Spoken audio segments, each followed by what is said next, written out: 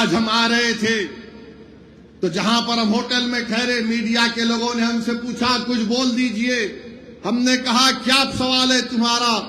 तो कहा वो चंदा चोरी पे कुछ बोल दीजिए, चंदा चोरी पे कुछ बोल दीजिए।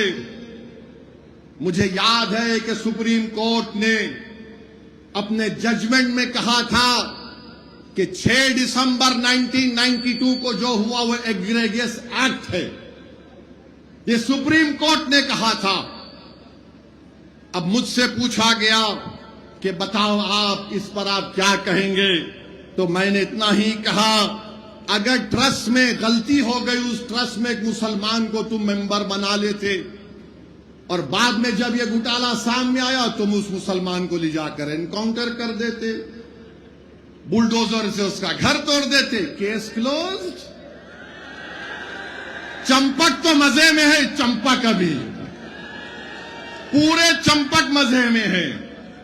आप बताइए क्या हो रहा है, ये क्या हो रहा है बताइए आप। किसका घर नहीं तोड़ा जा रहा है? जिनको गिरफ्तार किया गया उनको पुलिस कस्टडी भी नहीं ली जाती। अब शायद आज के बाद, मेरे बोलने के बाद शायद कल पुलिस कस्टडी ले लेंगे। बताओ आज क्या हो रहा है उत्तर प्रदेश में। मेरे अजीज दोस्तों और बुजुर्गों, हम आपसे अपील कर रहे हैं कि अपने इत्तेहाद को मजबूत करिए।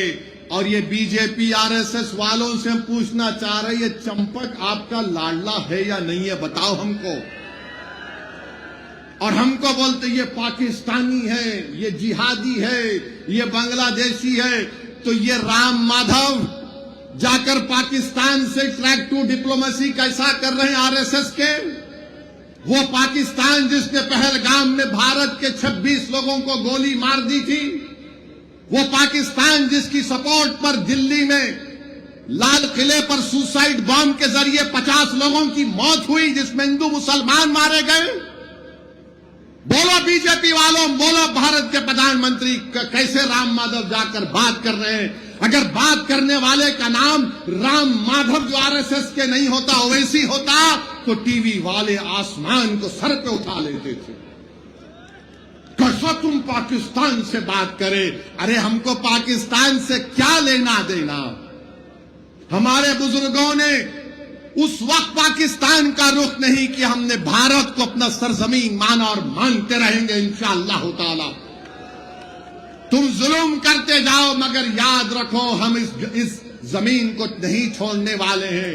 इसी जमीन में पैदा हुए, इसी जमीन में इज्जत के साथ जिंदगी गुजारेंगे, इसी जमीन पर सीना तान कर अपनी हक की लड़ाई लड़ेंगे, इसी जमीन पर खड़े होकर अपना नेता बनाएंगे, इसी जमीन पर खड़े होकर जो हमारी सरजमीन है हम अपने पूरे हुकूक को मनवा कर रहेंगे। जो लोग हमको गाली देते हैं, मैं तुमको आज आईना दिखा रहा हूं, बताओ तुम उस पर क्या कहोगे? मेरे अजीज दोस्तों और बुजुर्गों, हम आपसे अपील कर रहे हैं कि मुत्तहदा तौर पर अपने वोट का इस्तेमाल आपको करना है। बीजेपी को रोकना है, आओ हाथ मिलाओ, हम तैयार हैं। मगर इसका यह मतलब नहीं है कि तुम मेरे इस बात को तुम कमजोरी की अलामत समझो। ये कमजोरी की अलामत नहीं है। अगर तुम हमारी बात को नहीं मानोगे तो तुम्हारा इख्तियार है, मगर याद रखो मजलिस इत्तेहाद उल मुस्लिमीन के हाथ बड़े दराज हैं। ये हाथ जो आज तुम्हारी तरफ दोस्ती के लिए बढ़ रहे हैं, कल तुम्हारे गिरबान के तार खेलेंगे तो तुम रोना नहीं, तुम रोना नहीं। और याद रखो इंशाअल्लाह ताला उत्तर प्रदेश के आने वाले विधानसभा में आप और हम मिलकर इंशाअल्लाह ताला पूरा गेम बदल देंगे। इंशाअल्लाह ताला पूरा गेम बदलेंगे। अब नहीं होगी गुलामी की बात, अब नहीं होगी दरी बिछाने की बात, अब हक की बात होगी, हिस्सेदारी की बात होगी, नेता बनाने की बात होगी।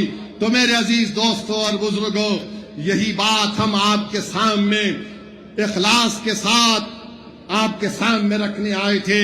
और हम उम्मीद करते हैं कि इंशाअल्लाह ताला आने वाले विधानसभा में हम सब मिलकर पतंग को अपना निशान बनाकर अपने इत्तेहाद को मजबूत करेंगे। आपका बहुत बहुत शुक्रिया। आप आए यहां पर, मेरे साथ नारा लगाइए, नारे तकबीर।